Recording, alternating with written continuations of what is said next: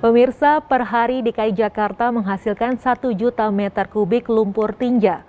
Jika tidak dikelola dengan benar, kotoran bisa menjadi persoalan baru bagi lingkungan.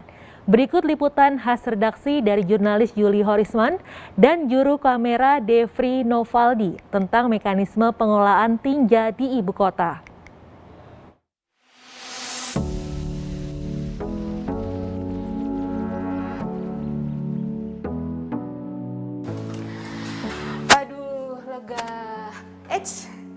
Tahukah Anda, warga DKI Jakarta menghasilkan 1 juta meter kubik tinja per hari? Ngomong-ngomong, tinja-tinja tersebut dibuang dan diolah di mana ya? Ada septic tank itu udah 20 tahun sekali disedot, dan di situ septic tank itu sendiri udah sesuai dengan standar, dan situ udah disiapkan ada hijaunya, ada batu karangnya, dan di situ udah untuk resapan insya Allah udah bagus. Saya nggak tahu, saya cuma minta jasa dari penyedot mobil dump truck gitu, nggak tahu. Saya ada septic tank, penyedotan terakhir 2010. Saya mobil itu yang menyedot itu saya kurang tahu dibawanya kemana. Terakhir disedot septic tank kayaknya 2010-an lah gitu, terakhir. Terus disedot dengan mobil tinja gitu, kami bayar dia gitu. Terus saya penyedotan itu saya nggak tentukan berapa tahun sekali atau setahun itu 3 kali atau sekali. Yang penting saya lihat septic tank saya udah terasa penuh, baru saya sedot gitu, Mbak. Ya, ada sedikit mampet ya, kerasa gitu loh. Septic tank atau bak penampungan limbah tinja sementara sangat penting dimiliki setiap rumah. Septic tank menjadi solusi mencegah timbunan kotoran mencemari air dan lingkungan, mencegah penularan penyakit, serta penyebaran bakteri. Dalam Peraturan Menteri Kesehatan Nomor 3 Tahun 2014 tentang sanitasi total berbasis masyarakat, disebutkan setiap jamban perlu dilengkapi fasilitas septic tank. Namun rupanya, belum semua rumah warga ibu kota memiliki septic tank. Data statistik Kesejahteraan Rakyat DKI Jakarta pada 2020 menyebut 96,2% rumah tangga memiliki tangki septik, walau belum semua sesuai standar. Sementara data Dinas Kesehatan DKI Jakarta pada 2020 menyebut baru 29 dari sekitar 267 kelurahan yang deklarasi bebas dari buang air besar sembarangan di wilayahnya. Jadi kalau dari sisi yang penggunaan septic tank yang walaupun belum standar itu mungkin ada sekitar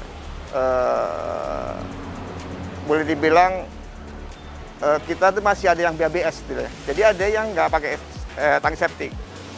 Nah, kalau dari data BPS tahun 2014 ya, itu ada tangki septik di DKI itu 2,6 juta. Itu pun berarti bisa dianggap masih ada yang masih BABS, nggak ada tangki septiknya gitu. Kira-kira itu. Jadi mereka langsung ada langsung, ada yang langsung tanpa tangki septik malahan gitu. Itu yang baru ada beberapa kelurahan yang bebas BABS itu. Septic tank yang aman harus kedap air dan tidak bocor. Selain itu, septic tank perlu disedot minimal 1 kali dalam 3 tahun. Tangki septik yang tidak pernah disedot, dalam jangka waktu lama pasti akan bocor dan merembes ke tanah. Akibatnya, bakteri E. coli dapat mencemari sumber air. Sementara kotoran yang diangkut dari septic tank menggunakan truk akan diolah di 2 instalasi pengolahan lumpur tinja IPLT, milik perusahaan daerah, Pengelolaan Air Limbah Jaya PD PAL Jaya. Salah satunya IPLT Duri Kosambi Jakarta Barat yang melayani 3 kawasan ibu kota, yaitu Jakarta Barat, Selatan, dan Pusat. IPLT Duri Kosambi mengolah lumpur tinja dengan sistem mekanis dan konvensional. Ini tidak hanya tinja saja, tapi apa saja Pak biasanya yang ditemukan oleh petugas? Nah, yang petugas ini macam-macam nih ya. Maaf kata, segalanya yang ada dipakai yang digunakan manusia. Misalnya itu alat-alat apa, ya. Itu masih bicara alat-alatnya kita lihat ini. Ya, ini ada pembalut misalnya. Pembalut, ya. ada kain, ya, ada plastik, ya, ada pasir. Nah, pasirnya ada kerikil. Nah, nanti kita lihat nih mereka buang nih seperti apa nanti tata cara penyaringannya. Inilah yang kesulitan yang sekarang kita lihat. Nah, ini macam-macam nih, nggak seperti tinja waktu zaman dulu. Nah, kita lihat ya. Septic tank sekarang warga DKI udah banyak isinya Pak ya, tidak hanya tinja saja. Jadi udah bermacam-macam yang dialirkan. Pengolahan tinja konvensional membutuhkan waktu hingga 28 hari. Dari mulai proses pemisahan lumpur dengan air, hingga menyisihkan mikroorganisme patogen dalam air dengan bantuan matahari. Sementara pengolahan tinja mekanis membutuhkan waktu 1 minggu. Seluruh proses menggunakan peralatan modern, dibantu bahan kimia hingga hasil olahan lumpur tinja bisa dimanfaatkan sebagai pupuk tanaman hias. Sementara, cairan hasil olahan ditampung di dalam kolam final untuk dilakukan cek baku mutu air 2 kali dalam sebulan hingga aman dibuang ke lingkungan. Jadi di masing-masing IPL itu ada 2 sistem ya, yang konvensional dan sistem yang mekanis. Yang mekanis itu tadi yang sudah memakai alat-alat yang lebih modern dan menghemat kebutuhan lahan dan juga percepatan proses gitu. Kalau konvensional itu butuh lahan yang luas ya, seperti yang kita lihat banyak kolam-kolamnya itu, pakai kolam-kolam aerated lagunnya gitu. Kalau kita lihat ya, itu memenuhi baku mutu permen LHK 68 ya. Jadi secara visual itu sudah jernih dan secara aturan tadi sudah di bawah memenuhi baku mutu dan tentunya sudah tidak mencemari lagi. Dari kapasitas tampung 900 meter kubik lumpur tinja, per hari IPLT Duri Kosambi menerima 160 hingga 250 meter kubik tinja dari muatan 70 lebih truk sedot tinja.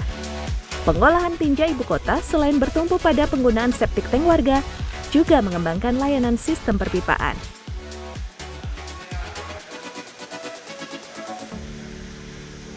Sistem perpipaan itu memang lebih mudah dalam operasionalnya, dalam transportasinya karena pipa. Cuma memang membutuhkan biaya dan waktu yang besar. Jadi kalau onset itu bisa dilakukan secara cepat ya.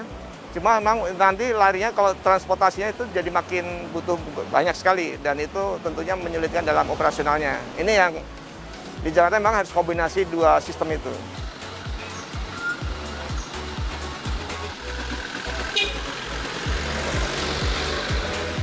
Berbicara mengenai tinja bisa menjadi masalah baru jika tidak tertangani dengan baik. Namun masyarakat juga perlu menambah rasa peduli terhadap kebersihan sanitasi agar tidak merugikan dirinya sendiri. Yuli Horisman, Devri Novaldi, JPM TV.